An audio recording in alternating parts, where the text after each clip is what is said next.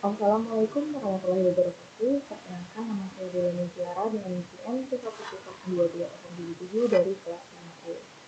Nah, baiklah, pada kesempatan kali ini saya akan menjelaskan materi aplikasi keuangan lanjutan pada bab 5 dengan judul materi itu transaksi entitas induk dan anak pada persediaan dan jasa. Nah, dalam PSAK 65 tentang laporan keuangan konsolidasian, transaksi antar entitas ini itu disebut sebagai transaksi antar entitas dalam kelompok usaha. Ini itu terbagi menjadi tiga. Yang pertama itu antar transaksi di antar entitas induk dengan entitas anak. Nah, ini itu disebut sebagai transaksi hulu atau downstream. Kemudian ada juga transaksi dari entitas anak ke entitas induk. Nah, ini itu disebut sebagai transaksi upstream atau transaksi hilir. Nah, kemudian ada juga transaksi antar entitas anak, misalnya antar entitas anak A dengan entitas anak B. Yang itu disebut sebagai transaksi lateral. Nah, kan meskipun perusahaan antara perusahaan induk dan perusahaan anak itu berbeda secara hukumnya, mereka itu artinya kan berdiri sendiri gitu kan. Nah, tapi dalam akuntansinya itu mereka ini tuh merupakan satu kelompok usaha. Nah, artinya dalam penyusunan laporan keuangan itu hubungan tersebut itu tidak dipandang sebagai transaksi eksternal, melainkan transaksi internal dalam satu grup. Nah, kan mereka ini kan antara entitas induk dengan entitas anak ini kan satu kelompok usaha kan, maka disebut sebagai satu entitas tunggal. Nah, karena itu transaksi antar entitas dalam grup ini itu harus dieliminasi agar tidak terjadi penggandaan pendapatan ataupun biaya-biaya lain-lainnya. Kemudian karena mereka itu merupakan satu entitas tunggal, berarti akan dibuatlah satu laporan keuangan yang akan mempresentasikan seluruh kinerja keuangan grup itu secara keseluruhan, bukan satu-satu atau terpisah masing-masing gitu. Nah, nanti itu hasilnya itu akan memberikan laporan keuangan konsolidasian. Nah, laporan ini itu akan menyajikan informasi yang seolah-olah seluruh grup perusahaan itu merupakan satu perusahaan saja, sehingga itu nanti akan lebih relevan gitu. Nah, kemudian apa dampaknya terhadap ini terhadap entitas induk, terhadap entitas dan juga bagaimana gitu. Nah, untuk memudahkan penjelasan ini itu kita langsung masuk saja ke contoh soalnya. Nah, untuk contoh soal yang di buku itu ada di halaman 144. Nah, contohnya itu PT Palapa itu memiliki 100% saham PT Samudra.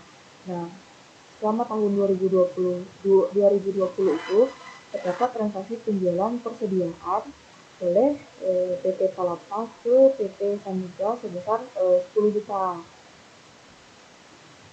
Kemudian beban pokok penjualannya itu sebesar 6 juta.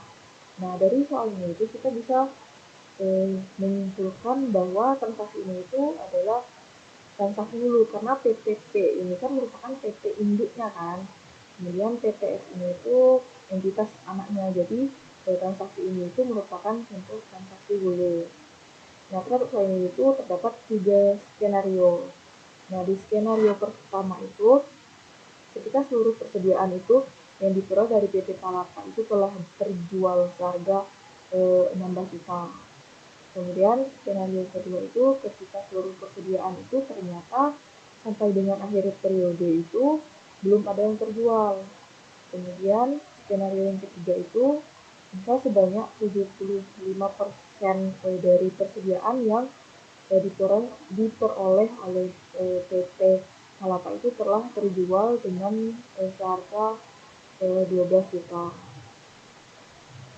Nah, jadi kita masuk ke skenario yang pertama, jika seluruh persediaan itu terjual. Nah, jadi kan tadi kan ada transaksi antara PT Palapa dengan PT Samudra, di mana PT Palapa ini kan entitas induk itu menjual persediaan ke entitas anaknya PT Samudra. Nah, diketahui beban pokok penjualan dari persediaan tersebut tadi kan 6 juta. Jadi PT Palapa ini tuh membeli persediaannya itu seharga 6 juta. Jadi dijual ke PT Samudra itu seharga 10 juta. Jadi PT Palapa itu kan membeli persediaan itu kan 6 juta, kemudian dijual ke PT S itu senilai 10 juta. Nah, kemudian PT S ini ternyata menjual lagi persediaan ini itu pada perusahaan non afiliasi. Nah, sebesar 16 juta. Nah, jadi eh, kita dapat melihat di sini PT Palapa itu untuk beban penjualannya itu sebesar 6 juta. Nah, kemudian dijual ke PT Samudra senilai 10 juta. Jadi PT Palapa ini tuh memperoleh keuntungan sebesar 4 juta.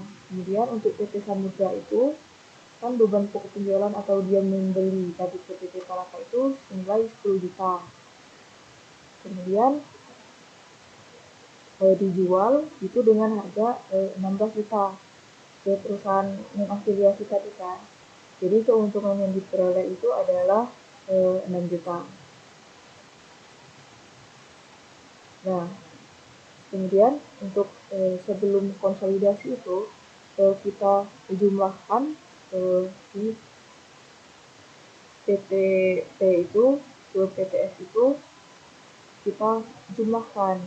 Jadi penjualan itu senilai 26 juta. Kemudian beban pokok penjualan itu senilai 16 juta. Jadi labanya itu, keuntungannya itu sebesar 10 juta. Nah, jadi kan karena mereka itu kan satu kesatuan dan satu perusahaan, maka ini tuh kita harus eliminasi. Jadi transaksi yang timbul antara PT Palapa dengan PT Samudra ini tuh harus kita eliminasi karena mereka berdua ini kan merupakan satu kesatuan. Jadi seperti satu dalam satu perusahaan. Nah, eliminasinya itu sebesar karena persediaan itu sudah terjual seluruhnya, maka ini tuh dieliminasi adalah harga yang persediaan yang kita beli dari PT Palapa, jadi 10 juta.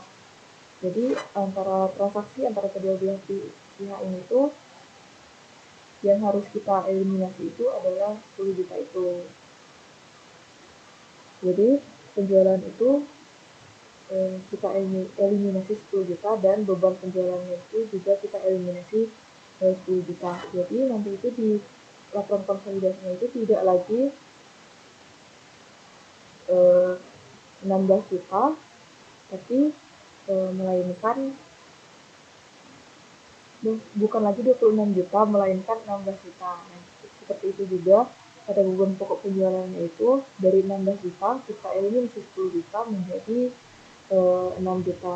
Jadi sama laba kotornya itu dari sebelum eliminasi dan sudah eliminasi. Jadi untuk jurnal eliminasinya itu untuk penjualan senilai 10 juta pada beban pokok penjualan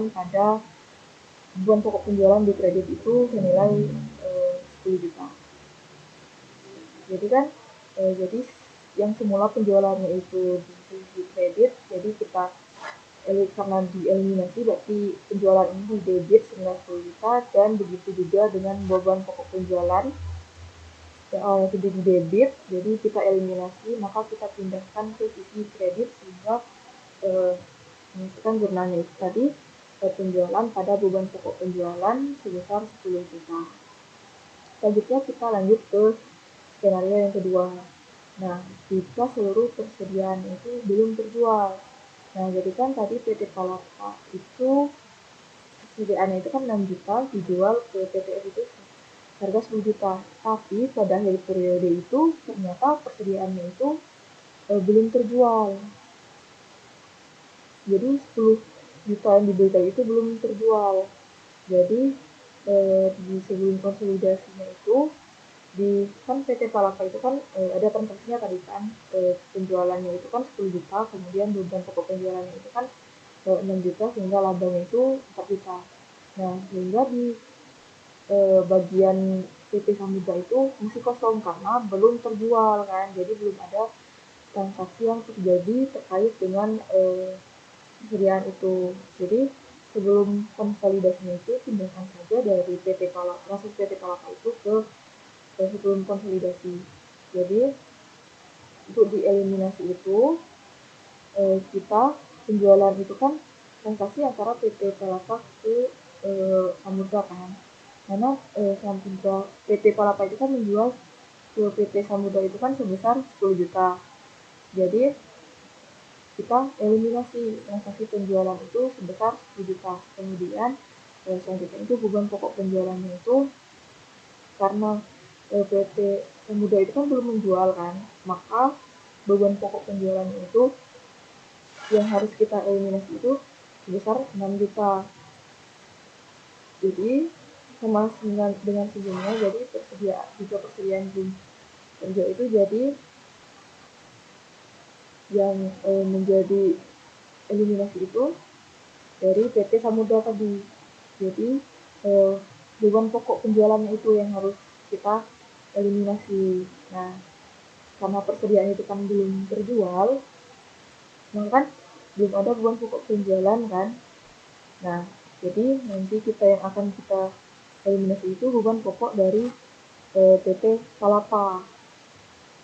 Jadi penjualan itu didebit harga, jumlah eliminasinya itu penjualan itu didebit senilai 10 juta, kemudian beban pokok penjualan itu senilai 6 juta, dan persediaan itu senilai 4 juta. Jadi penjualan pada beban pokok penjualan dan persediaannya itu. Jadi karena kenapa persediaan itu dimasukkan 4 juta? Jadi karena kan antara entitas anak dan entitas sendiri kan tidak boleh terdapat keuntungan kan. Jadi nanti itu persediaannya itu akan tetap dicatat senilai 6 juta. Kemudian yang ketiga itu ketika sebagian persediaan itu terjual. Nah, kan yang tadi kan seluruhnya terjual, kemudian yang kedua itu belum terjual sama sekali.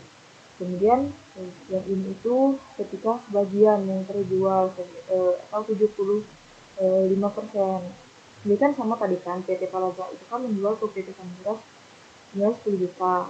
Kemudian dijual ke perusahaan lain atau afiliasi itu senilai 12 juta. Nah, maka kita tahu kan bahwa di penjualannya itu 10 juta, padahal harga aslinya itu 6 juta. Berarti dapat untung 4 juta kan. Nah, jadi di PT Palapa itu penjualannya 10 juta, kemudian beban penjualannya itu 6 juta, dan labanya itu 4 juta. Kemudian di PT Samudra itu kan mereka menjual penjualannya itu 12 juta kan tadi, kemudian beban pokok penjualan itu 7 juta, 7 juta 500. Nah, itu didapat dari kan beban pokok penjualan tadi kan ada 10 juta, kemudian kan dijual itu hanya 75%, jadi dikalikan maka dapat hasil 7 juta 500. Kemudian labanya itu ada 4 juta 500. Nah, kemudian untuk sebelum konsolidasinya itu kita jumlahkan aja dari penjualan PT Palapa ke PT Samudra. Jadi penjualannya itu 10 juta ditambah 12 juta sama dengan 22 juta. Kemudian untuk beban pokok penjualannya itu dari 6 juta dijumlahkan dengan 7 juta 500 itu adalah 13 juta 500. Nah, maka transaksi-transaksi yang terlibat dan kedua perusahaan ini itu kan harus dieliminasi. Nah, penjualannya itu sebesar 10 juta harus kita eliminasi, jadi penjualan yang terjadi antar PT Palapa dan PT Samudra itu 10 juta itu harus dieliminasi. Kemudian beban pokok penjualannya itu sebesar 9 juta. Nah, 9 juta ini itu diperoleh karena beban pokok yang harus disajikan dalam laporan keuangan konsolidasi itu harusnya sebesar 4.500.000. Jadi 9 juta ini tuh diperoleh dari 75% dikalikan dengan beban pokok yaitu senilai 6 juta. Jadi beban pokok penjualan itu adalah 4.500.000. Padahal sebelum konsolidasi itu beban pokoknya itu 13.500.000. Sehingga 13.500.000 ini dikurangi dengan 900 itu 4.500.000. Jadi 9 juta itu yang harus kita eliminasi nanti itu. Kemudian untuk jurnalnya itu penjualan senilai 10 juta, kemudian beban pokok penjualan itu senilai 9 juta dan persediaannya itu 1 juta. Kemudian itu untuk tiga skenario tadi kan. Nah, sekarang itu kita masuk ke yang terkait dengan laporan konsolidasian. Nah, misalkan diketahui ada 2 perusahaan antara perusahaan Nusantara dan perusahaan Andalas. Nah, per 31 Desember 2020. Nah, ada laporan keuangannya kan. Nah, nanti akan ditampilkan di video ini. Nah, ada informasi tambahannya. Jadi, yang pertama itu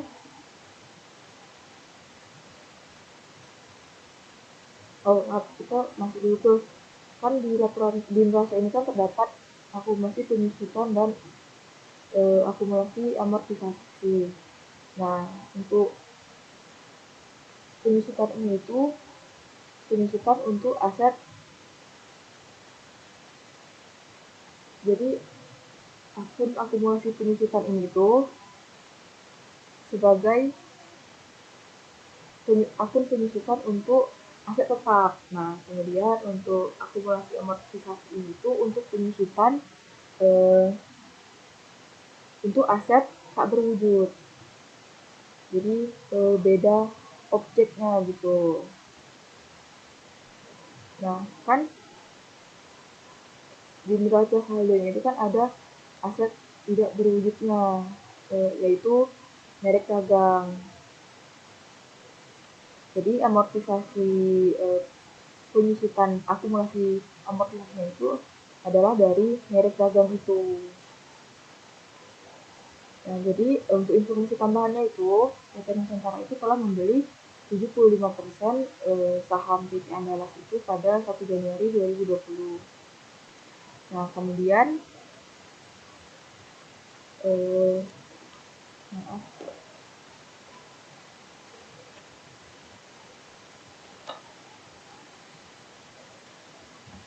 2020 itu sebesar nilai bukunya. Kemudian senilai 9 juta kan. Nilai wajar kepentingan non pengendalinya itu adalah 3 juta. Kan di PT Nusantara ini itu kan di PT Andalas ini itu kan saham yaitu senilai saham biasanya itu senilai 800 juta dan saldo labanya itu senilai 400 juta. Nah, kan ini kan senilai 101,2 miliar kan. Jadi kita lihat 75% itu kita kalikan dengan nilai tercoret ekuitasnya itu 1,2 miliar itu. Jadi kan 75% itu dikalikan dengan 1,2 miliar itu senilai 900 juta. Nah, berarti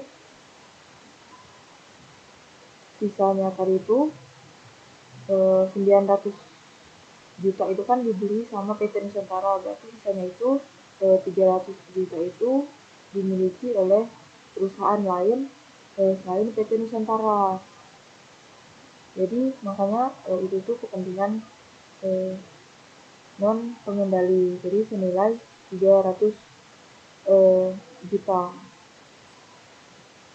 Kemudian selama tahun 2020 itu PT Enterprise itu memperoleh laba itu senilai 200 juta dan kemudian membagi dividen itu 50 juta. Nah, kita bisa lihat saldo labanya itu penjualannya itu 875 juta.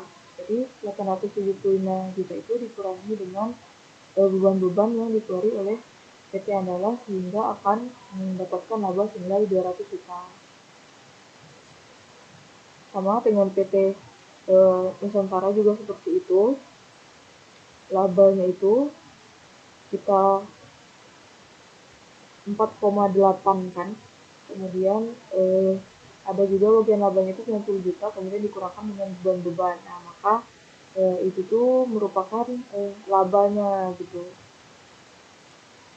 Kemudian dalam transaksi penjualan PT Nusantara itu terdapat penjualan pada PT Andalas itu sebesar 100 juta dengan beban pokok penjualan itu 40 juta.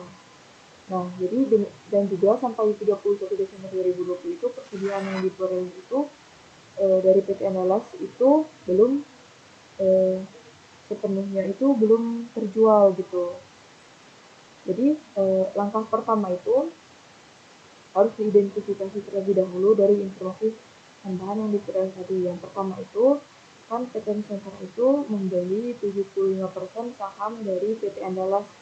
Kan berarti untuk pencatatan 1 Januari 2020 itu Bang Fred kita tahu bahwa investasi awal itu yang dilakukan oleh PT Nusantara itu adalah senilai 900 juta. Jadi pada tanggal 1 Januari itu kita akan mencatat jurnal itu investasi pada PT Andalas pada kas senilai 900 juta. Kemudian di selama tahun 2020 itu kan PT Andalas itu memperoleh laba senilai 200 juta dan membagi dividen itu 50 juta. Nah, maka ini kan akan menambah investasi kan. Jadi bagian laba atas pada PT Andalasnya itu kita hitung dari 75% itu kita kalikan dengan 200 juta itu, maka akan mendapat hasil 150 juta. Nah, jadi jurnalnya itu investasi pada PT Andalas senilai 150 juta, kemudian bagian laba PT Andalas itu senilai 150 juta. Nah, untuk eliminasi dividennya itu pada PT Andalas itu 75% tadi itu kita kalikan dengan dividennya yaitu 50 juta. Jadi dapat hasilnya itu 37.500. Nah, jadi kita catat eliminasinya itu kas pada investasi pada PT Andalas itu senilai 37.500. Kemudian dalam transaksi penjualan PT Nusantara itu kan terdapat penjualan kepada PT Andalas sebesar 100 juta dengan beban pokok penjualan 40 juta. Jadi kan PT Nusantara itu kan menjual persediaan itu kan 100 juta, padahal harga aslinya itu hanya 40 juta. Jadi PT Nusantara itu menjual 100 juta dengan dia beli itu 40 juta, berarti memperoleh untung senilai 60 juta. Kemudian di informasi tadi kan ada tambahan yang persediaan itu belum terjual, berarti persediaan itu masih ada di PT Andalas kan. Jadi untuk PT Andalas itu masih kosong. Jadi untuk eliminasinya itu penjualan sebesar 100 juta kita eliminasi, kemudian beban pokok penjualannya itu senilai 40 juta. Sedangkan persediaannya itu untungnya itu adalah 60 juta, sehingga nanti ketika menyusun laporan konsolidasi jumlah persediaannya itu harus kita eliminasi senilai 60 juta karena harga aslinya itu kan cuma 40 juta. Nah, kan kita kan satu kesatuan kan, jadi tidak boleh ada keuntungan dalam dua perusahaan ini. Jadi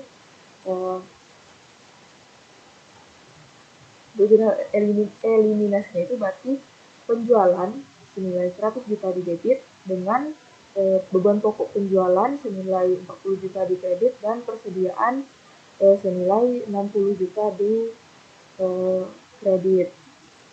Kemudian kan ada tadi 25 hak minoritas kan. Dalam menyusun laporan konsolidasi itu, maka kita harus menentukan berapa sih perubahan investasi yang dilakukan oleh PT Nusantara. Jadi kan awalnya kan membeli 75% PT Andala senilai 900 juta kan. Kemudian selama 1 tahun itu, tahun 2020 itu, PT Nusantara itu berhak atas itu terhadap PT Andala itu senilai 150 juta kan. Jadi kemudian mereka kan membagikan dividen juga kan. Nah, itu tuh berarti mereka terdapat pengurangan dividen kan, berarti kan pengurangan senilai 37.500.000. Karena kalau kita pakai metode ekuitas ini tuh akan mengurangi investasi dividen ini tuh, jadi itu tuh berkurang senilai 37.500.000 tadi, sehingga investasi kita itu menjadi 1.012.500.000. Nah, kan tadi kan ada penjualan kan, yang PT Nusantara itu kan mengambil untung 60 juta kan dari anaknya, sehingga 60 juta itu harus dieliminasikan karena tidak boleh karena tidak boleh mencatat transaksi antara kedua belah pihak kan. Jadi PT Nusantara itu tidak boleh mengambil keuntungan 60 juta itu dari PT Sambuca, jadi harus jadi dikurangkan dari nilai investasi kita. Jadi keuntungan yang belum terrealisasikan tadi itu senilai 60 juta kita kurangkan dari nilai investasi kita. Jadi saldo akhir investasi kita itu hanya senilai 9.520.500.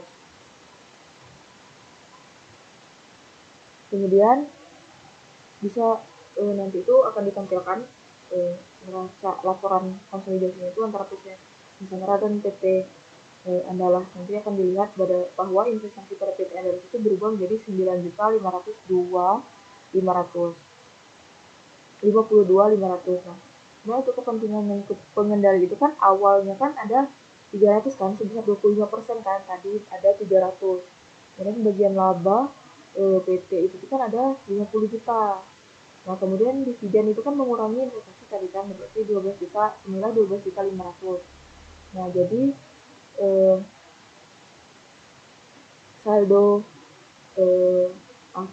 12.500 ini itu sisa dari 75% tadi kan, yang 75% tadi kan ada 37.500. Kemudian kan di seluruh dividen itu kan ada 50 juta, jadi di kepentingan non pengendali itu di 25% itu ada 12.500.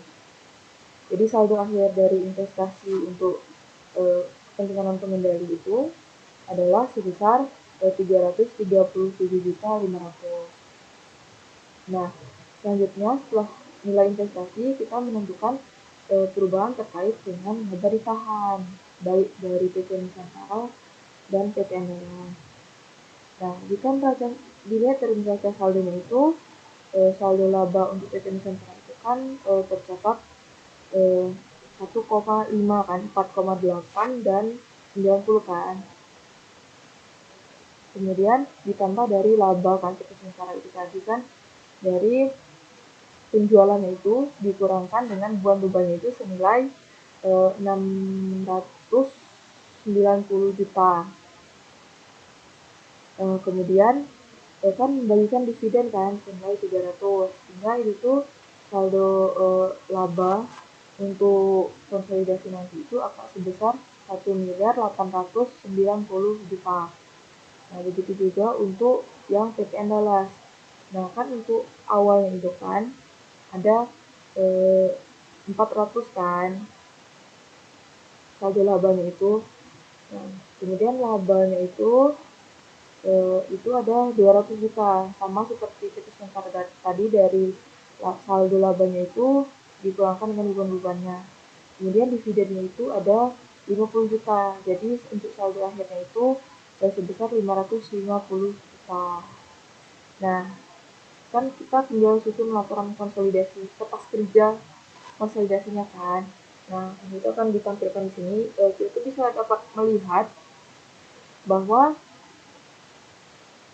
yang berubah itu yang kita eliminasi tadi kan. Jadi yang pertama itu ada persediaan tadi kan senilai 60 juta. Kemudian ada investasi pada PT Andalas tadi senilai 9.552.500. Kemudian untuk saham biasanya itu 800 juta, kemudian saldo labanya itu 550 juta, dan untuk kepentingan dan pengendalinya itu 330 juta, 37.500. Nah,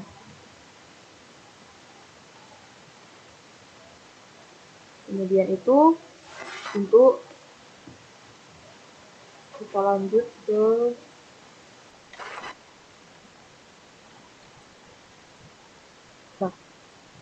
kan dalam periode berikutnya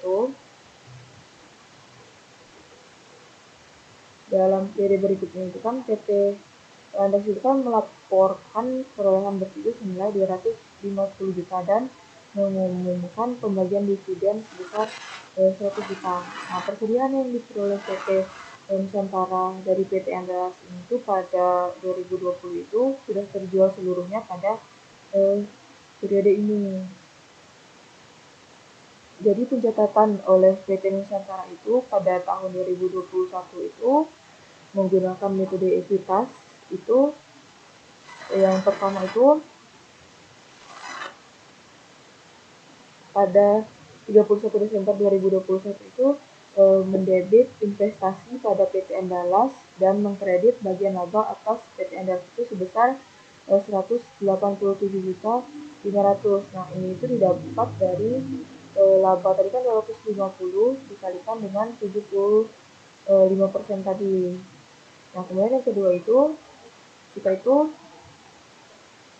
mencatat kas di debit sebesar 75 juta, kemudian investasi pada PT Andalas itu dikredit sebagai sebesar 75 juta. Nah, ini itu didapat dari dividen itu kan yang diperoleh PT Andalas itu dikalikan dengan 75%. Kemudian persediaan yang diperoleh Andalas pada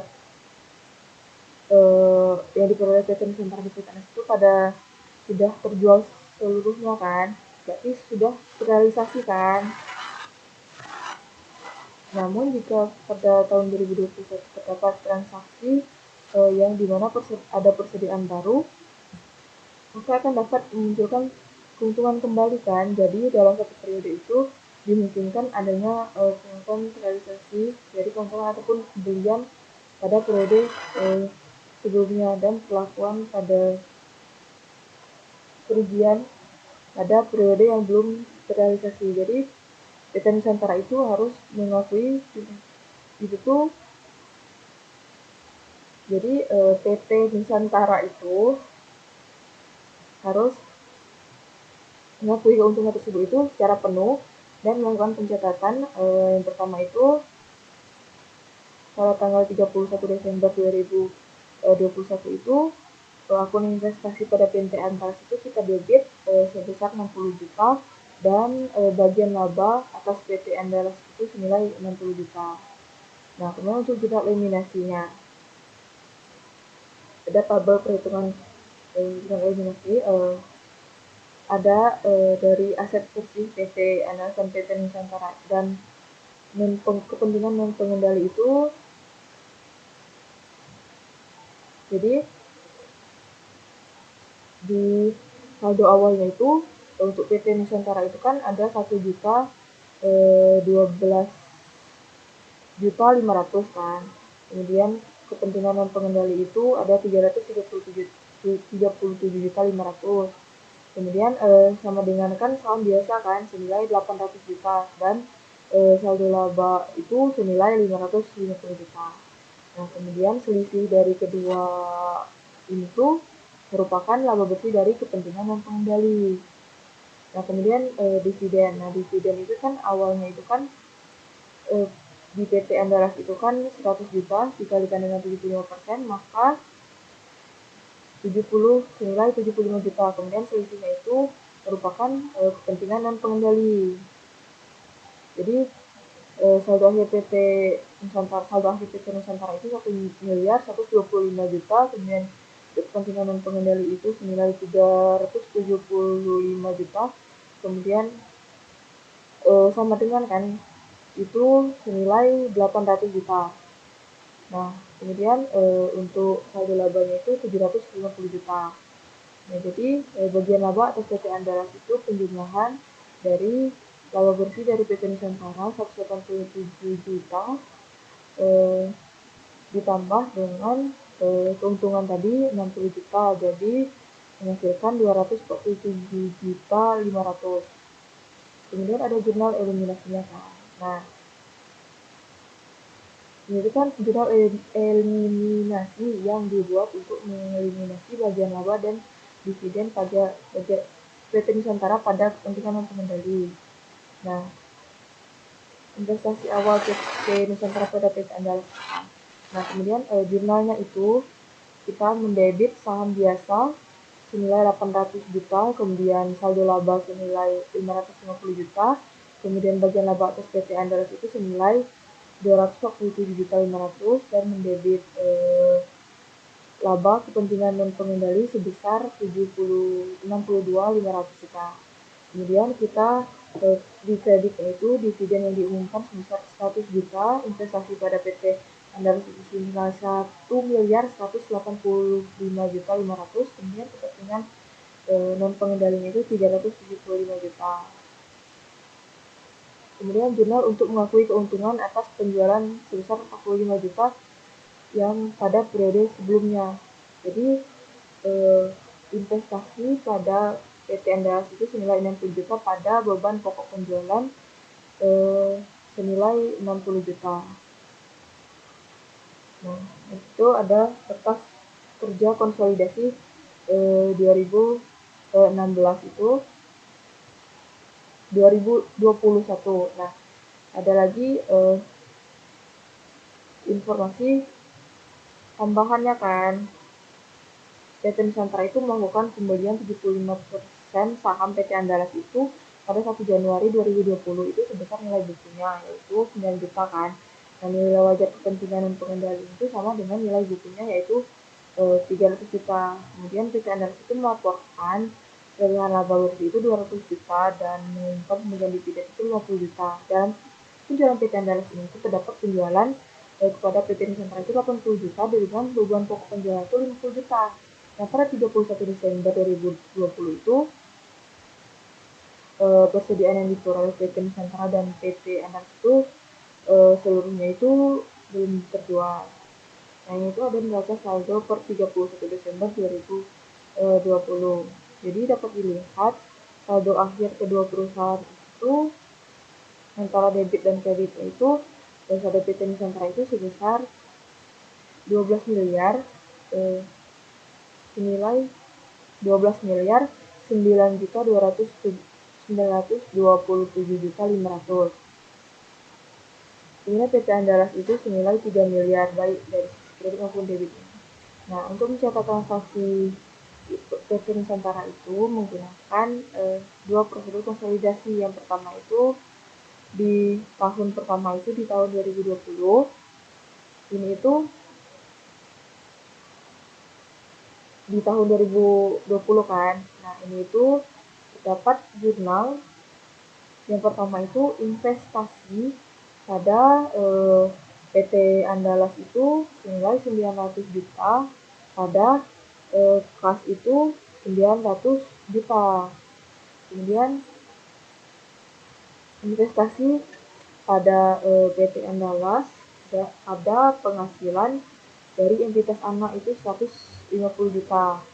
Kemudian ada juga jurnal yang ketiga itu kas pada investasi pada PT Andalas itu senilai 37.500.000. Kemudian yang terakhir itu ada bagian laba atas PT Andalas pada investasi pada PT Andalas sebesar 22.500.000.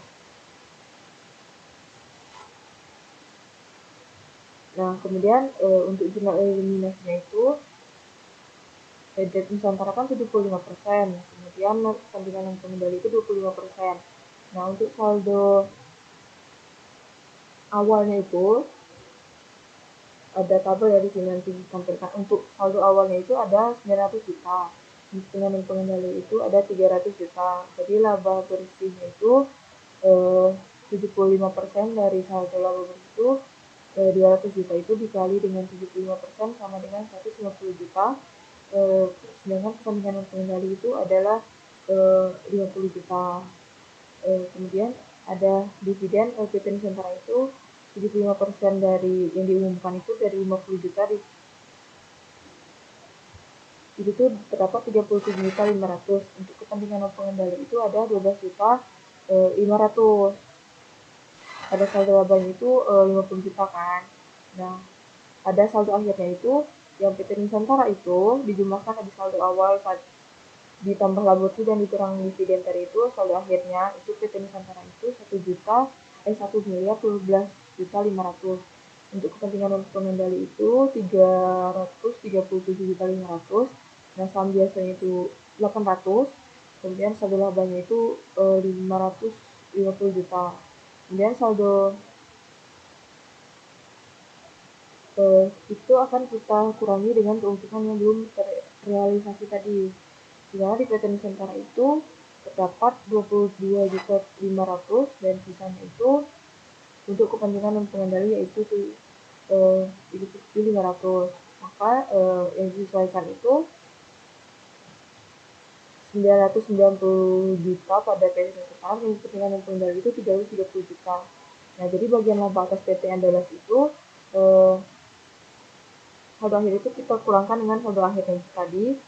Jadi ada 127.500 untuk PT Nusantara. Kemudian untuk kepentingan dan pengendali itu ada 42.500. Kemudian jurnal eliminasi untuk 2020 itu kan. Nah, kita debitkan saham biasa senilai 800, saldo laba itu senilai 400 juta, kemudian bagian laba atas PT Andalas itu senilai 127.500, kemudian bagian laba kepentingan dan pengendalinya itu 42.500. Kemudian di kreditnya itu dividen diumumkan itu 50 juta, kemudian investasi pada PT Andalas itu 990 juta, kemudian kepentingan dan pengendali itu senilai 330 juta. Kemudian jurnal yang kedua itu ada penjualan senilai 80 juta, kemudian beban pokok penjualan senilai 50 juta, dan persediaan senilai 30 juta. Kemudian ini kertas kerja konsolidasi untuk 2020-nya. Nah, untuk tahun kedua itu di tahun 2021 itu kan dalam periode 2021 PT Andalas itu kan melaporkan keuangan bersih senilai 250 juta dan mengumumkan dividen itu senilai 100 juta.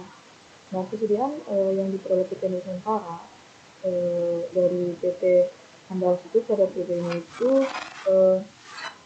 terjual seluruhnya pada periode ini. Maka untuk jurnal eliminasi itu adalah yang pertama itu investasi pada PT Andalas pada bagian laba atas PT Andalas itu senilai 187 juta 500. Kemudian yang kedua itu kas pada investasi pada PT Andalas senilai 75 juta. Kemudian yang ketiga itu ada investasi pada PT Andalas pada bagian laba atas PT Andalas itu senilai 22 juta 500. Nah, untuk jurnal eliminasi itu berarti kan untuk tabel perhitungannya itu kan saldo awalnya itu untuk PT Nusantara itu kan ada 1 miliar 12 juta 500. Kemudian kepentingan yang pengendalinya itu kan ada 330 37.500. Nah, sehingga saat biasanya itu ada 800 juta. Sedangkan saldo labanya itu ada 550 juta. Kemudian untuk laba bersihnya itu ada 187 juta 500 ke PT Nusantara kan. Kemudian untuk kepentingan pengendalian itu ada 62 juta 500. Nah, kemudian saldo labanya itu ada 250 juta. Nah, kemudian untuk idenya itu kan tadi untuk PT Nusantara itu kan 75 juta. Kemudian untuk kepentingan pengendaliannya itu ada 25 juta. Nah, kemudian saldo labanya itu artinya ada 50 juta.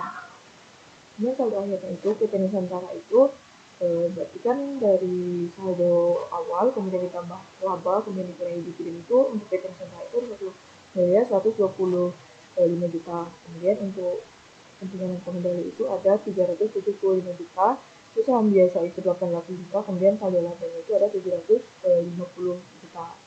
Nah, untuk bagian laba atas PT NS itu kan dari 187 juta 500 tadi itu kemudian kita tambahkan untuk dengan 22 juta 500, sehingga untuk PT Nusantara itu bagian laba atas PT NS itu ada 210 juta. Kemudian untuk kepentingan pengendali itu 62 juta 500 itu ditambahkan 7 juta 500 itu sehingga hasilnya itu ada 70 juta.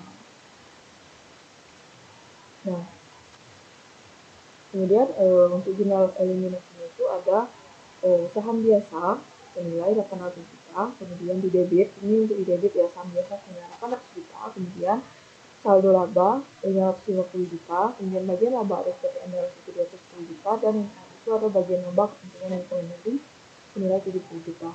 Nah, di bagian kredit itu ada dividen diumumkan senilai 100 juta kan tadi, kemudian ada investasi pada PT Andalas itu 1.147 juta 500, kemudian untuk kepentingan dan pengendalian itu ada 382 juta 500.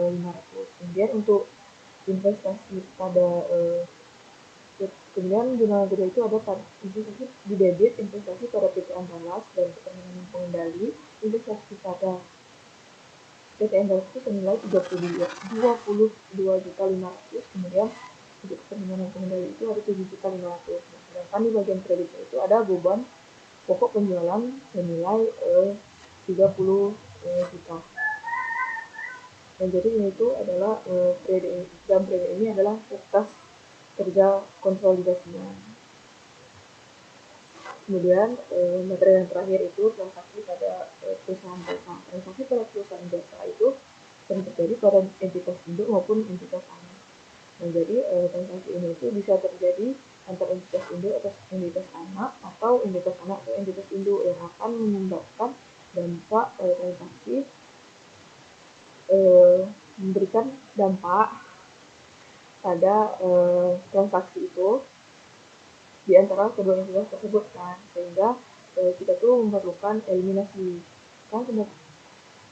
Pendapatan jasa yang diakui entitas induk atau entitas anak itu kan akan menjadi beban entitas anak atau entitas induk pada nilai yang sama kan, sehingga tidak terdapat keuntungan yang belum terrealisasi, dan sehingga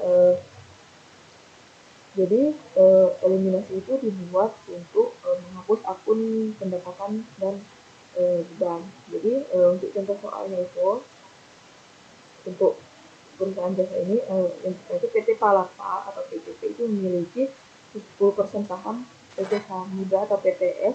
Nah, pada Desember 2020 itu PTS itu memberikan jasa perawatan mesin kepada PTS itu sebesar 20 juta. Nah, tagihan itu telah dikirimkan pada 25 Desember 2015 sampai 31 Desember 2020. Nah, PTS itu belum membayar tagihan tersebut. Nah, atas transaksi pemberian jasa itu PTP itu akan membuat jurnal.